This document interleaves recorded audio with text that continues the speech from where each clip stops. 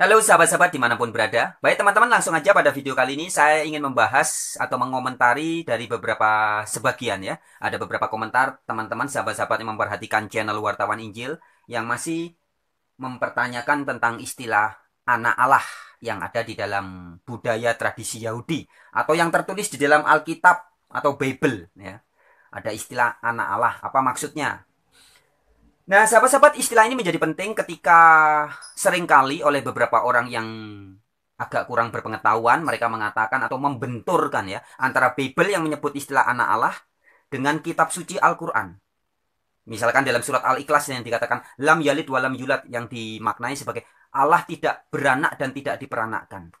Maka dibenturkan, loh kalau menurut Al-Quran, Allah tidak punya anak. Loh, sedangkan menurut Bible ada istilah anak Allah. Loh, berarti Bible dan Al-Quran bertentangan. Nah, begitu argumen dari para kadrun-kadrun itu ya. Baik kadrun-kadrun organisasi-organisasi gereja maupun kadrun-kadrun yang mengaku-ngaku sebagai Islam.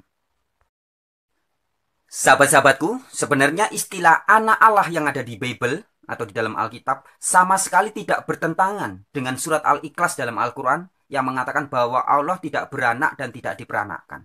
Tidak bertentangan jika dipahami dengan pemahaman yang benar. Sekali lagi, Al-Quran yang mengatakan bahwa Allah tidak beranak dan tidak diperanakkan, dan Bible yang mengatakan bahwa ada istilah anak Allah, sebenarnya ini sama sekali tidak bertentangan jika dipahami dengan pemahaman yang pas. Oke, sahabat-sahabatku, kita akan membahasnya. Saya akan memberikan suatu ilustrasi ya, supaya nanti kebuka pikiran. Jadi begini sahabat-sahabatku. Ini kan istilah anak Allah ini kan adanya dalam budaya dan tradisi Yahudi. Yang kemudian tertulis dalam Bible atau Alkitab yang kemudian diterjemahkan ke dalam seluruh bahasa di muka bumi. Nah, artinya begini, ketika kita mau memahami apa sih maksud anak Allah dalam kacamata dan pemahaman Yahudi, ya kita harus memahaminya menurut tradisi dan budaya Yahudi. Jangan ditafsirkan atau diartikan sakar PDW. Ya. Di beberapa video yang lalu saya sudah sempat memberikan ilustrasi ya. Misalkan ketika kita mau bicara tentang konteksnya ini tentang komputer, dunia komputer atau dunia IT. Kemudian ada muncul istilah mouse. Mouse itu artinya kursor penggeraknya laptop. Kursor komputer. Sebentar, contohnya. Nah ini disebutnya mouse ini, mouse. Nah orang-orang zaman now yang sudah memahami bahwa yang dimaksud mouse dalam konteks komputer itu artinya adalah kursor, bukan tikus ya. Mouse dalam bahasa Inggris ketika diterjemahkan dalam bahasa Indonesia menjadi tikus menurut Kamus Besar Bahasa Indonesia. Tapi mouse yang dimaksud ini bukan binatang tikus. Paham ya? Itu ilustrasi. Kemudian juga di dalam dunia komputerisasi ada istilah hardware atau perangkat keras. Jangan kemudian kita berpikir hardware berarti itu palu, godam, tang, kunci Inggris, batu bata. Bukan begitu ya, karena keras. Tetapi perangkat keras yang dimaksud adalah bukan seperti yang contoh-contoh tadi. Demikian juga ada istilah software. Perangkat lunak itu bukan berarti spon, gabus, bantal, guling, kapas. Bukan seperti itu. Ya. Nah, tetapi bagi orang-orang yang tidak memahami istilah-istilah ini bisa jadi salah paham. Sebagai contoh lain, saya berikan contoh. Di dalam bahasa Inggris ada ungkapan tentang istilah Godfather. Godfather ada Godmother. Nah, ini kalau orang nggak ngerti sembarang diartikan ke bahasa Indonesia. God itu artinya Allah atau ilah. Father artinya ayah, berarti ayah ilah atau ilah Allah, Allah ilah atau Allah Bapa, Godmother, Allah ibu atau ibu Allah. Loh, bingung jadinya.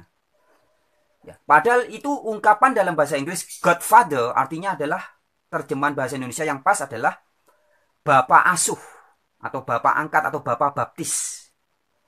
Kalau Godmother, ibu asuh atau ibu baptis, ibu yang mengurus seorang yang mensupport seorang anak, ya, bisa disebut sebagai godmother. Bapak asuh disebut sebagai godfather.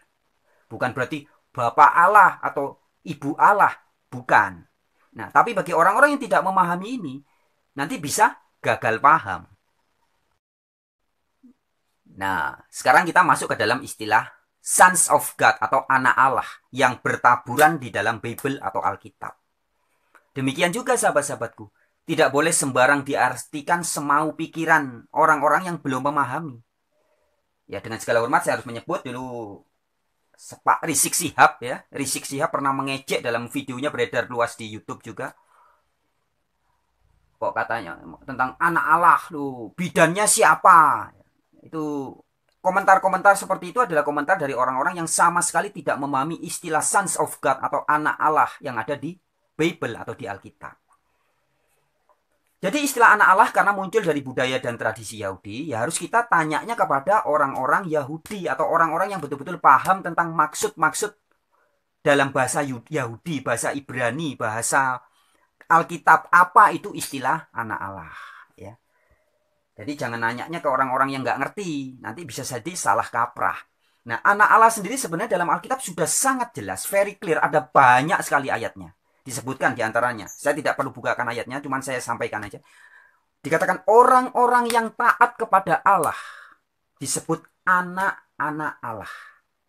Sebagai pembanding atau kontrasnya, Yesus mengatakan, jika kamu taat kepada iblis, maka iblislah bapakmu. Nah, jadi orang yang taatnya kepada setan atau iblis disebut anak-anak setan. Orang yang taat kepada Allah disebut anak-anak Allah. Itu makna yang pertama ya. Jadi jika Anda dan saya taat kepada kehendak Allah, maka kita disebut anak-anak Allah menurut kacamata Alkitab. Kemudian makna yang kedua apa? Dikatakan dalam Injil Yohanes, dikatakan orang-orang yang diperanakkan bukan dari darah dan daging, bukan atas hubungan keinginan laki-laki. Loh, jelas toh? Jadi anak Allah yang dimaksud di Alkitab ini tidak ada urusannya dengan hubungan seksual. Tidak ada hubungannya. Sebenarnya ada bahasa yang bagus juga di dalam bahasa Indonesia ketika kita kadang mengatakan para pengikut Soekarno disebut sebagai anak-anak Bung Karno.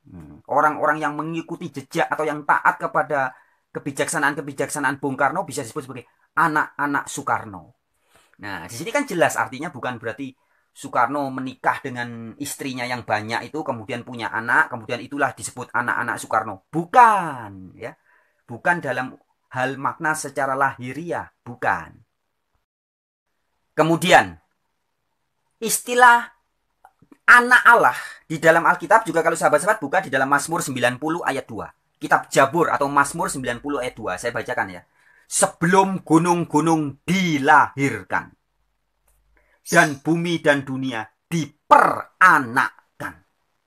Bahkan dari selama-lamanya sampai selama-lamanya engkaulah Allah. Jadi di sini dikatakan Allah itu memperanakkan bumi dan dunia. Allah juga melahirkan atau gunung-gunung dilahirkan oleh Allah. Bumi dan dunia diperanakkan oleh Allah. Nah, jadi dalam hal ini kata dilahirkan dalam ayat ini juga bukan berarti bahwa Allah kawin-mawin seperti manusia berhubungan wik-wik, kemudian bunting, kemudian melahirkan. Oe, oe. Bukan begitu. Begitupun ketika dikatakan bumi, gunung, bumi dan dunia. Bumi dan dunia diperanakkan. Ini maksudnya bumi dan dunia diciptakan. Ya, jadi makna dilahirkan, diperanakkan di dalam Alkitab ini juga bermakna seperti itu. Sebagai ilustrasi juga sahabat-sahabatku, di dalam bahasa Indonesia, dalam kasana bahasa Indonesia, kadang kita juga memakai kata melahirkan atau dilahirkan. Ini bukan maksud ada hubungan seksual di situ, tidak ada. Ya. Saya kasih contoh, misalkan seorang aktor atau seorang seniman, Ariel Peter Pan zaman dulu ya. Ariel Peter Pan melahirkan single-single lagu yang hits. Ariel melahirkan lagu-lagu yang bagus. Tentu kita memahami bahwa maksud melahirkan di sini bukan berarti karena Ariel dulu mungkin pernah ada hubungan Wi dengan Cut Tari yang videonya beredar luas, atau Wi dengan Luna Maya, kemudian Cut Tari atau Luna Maya bunting, kemudian lahirlah anak-anaknya Ariel yang kemudian anak-anaknya bisa bernyanyi. Karena separuh aku dirimu.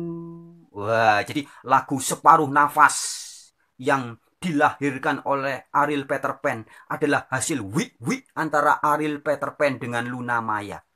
Bukan begitu ya. Maksud kita ketika kita mengatakan bahwa Ariel Peter Pan melahirkan karya-karya lagu-lagunya, itu sama sekali nggak ada hubungannya dengan prosesi seksualitas. Tidak ada hubungannya. Sekali lagi ya, melahirkan, kata melahirkan itu bisa berarti menciptakan atau berkreasi. Para seniman-seniman, pelukis-pelukis melahirkan karya-karya yang fenomenal. Para novelis melahirkan novel-novel yang bagus. Nah, melahirkan di sini bermakna membuat atau menciptakan. Sama seperti yang tertulis di kitab Mazmur 90 tadi. Sebelum gunung-gunung dilahirkan. Maksudnya gunung-gunung diciptakan, gunung-gunung dibentuk, gunung-gunung dibuat. Atau bumi dan dunia diperanakkan. Maksudnya bumi dan dunia diciptakan oleh Allah. Ya, jadi saya kira cukup jelas sahabat-sahabatku bagi orang-orang yang mau membuka wawasan dan tidak cupet. Ya. Jadi ketika di dalam surat Al-Ikhlas Al-Quran dikatakan Yamla Yalid Walam Yulat, Allah tidak sebenarnya Yalid dan Yulat itu lebih pas diartikan tidak melahirkan dan tidak dilahirkan. Karena kata Yulat itu sama dalam bahasa Ibrani juga tertulisnya Yalat. Lahir itu bahasa Ibrani Yalat. Sudah lahir Yulat. Nah, Ibrani dan Arab ini kan satu rumpun. Iso jadi Isa. Shalom jadi salam. Ya, ini satu rumpun. Demikian juga kata Yalat ini bermakna sama di dalam bahasa Arab juga artinya melahirkan. Nah, jadi sebenarnya surat Al-Ikhlas itu lebih pas. Boleh juga sih diartikan tidak beranak dan tidak diperanakkan. Tapi sebenarnya lebih tepat kata dasarnya Yalat itu artinya lahir. Ya. Jadi Allah tidak melahirkan dan tidak dilahirkan. Dalam ini konteksnya maksudnya tidak melahirkan seperti manusia yang harus hubungan wik-wik dulu. Allah juga tidak dilahirkan dalam konteks itu. Al-Quran ketika mengatakan lam yalid wa lam yulad tidak berbicara dalam konteks seperti seorang novelis melahirkan karya. Bukan begitu. Atau seperti yang tertulis di Mazmur 90. Allah melahirkan gunung-gunung. Bukan begitu ya. Jadi maknanya beda. Bisa dipahami ya sahabat-sahabatku. Konteksnya beda. Oh ya, sebagai contoh lagi saya beri ini contoh yang agak berbeda. Di Jawa ada jajanan yang juga diberi nama semar mendem.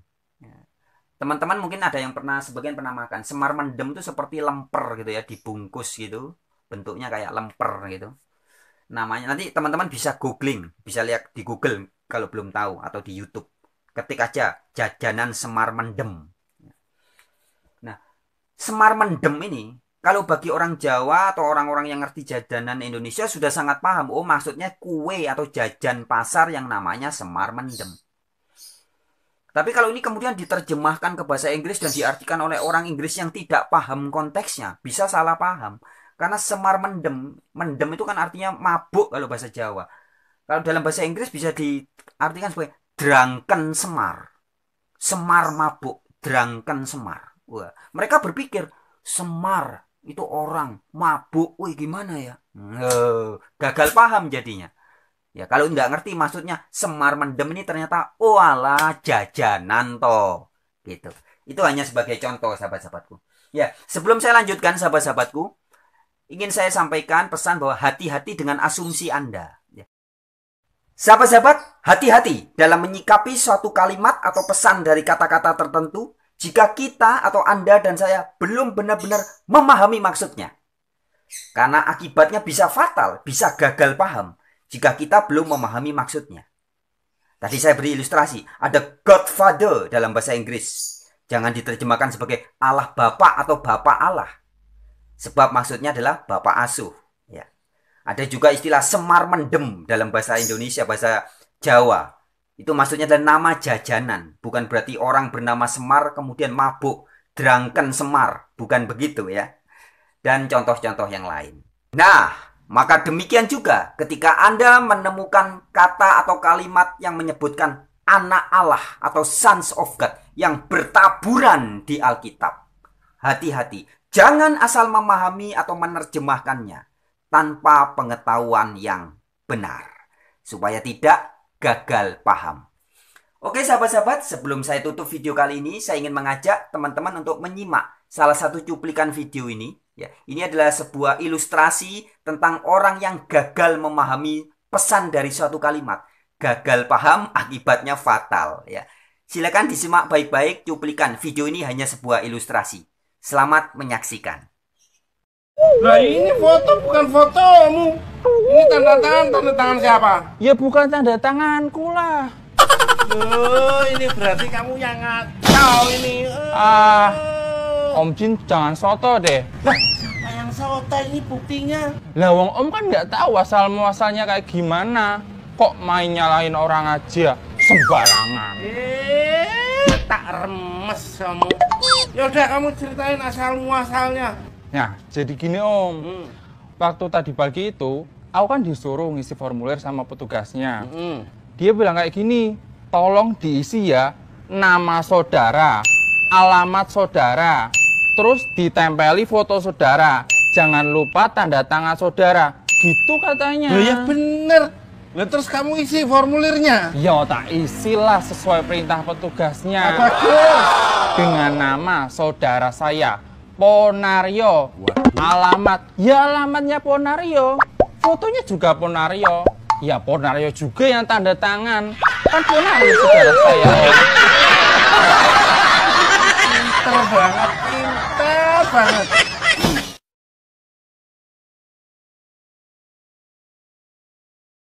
Nah, itu tadi sahabat-sahabat contoh sebuah ilustrasi saja ya. Orang yang berasumsi dan gagal paham menyikapi sebuah pesan dari kalimat atau menyikapi suatu kata-kata yang digagal pahami.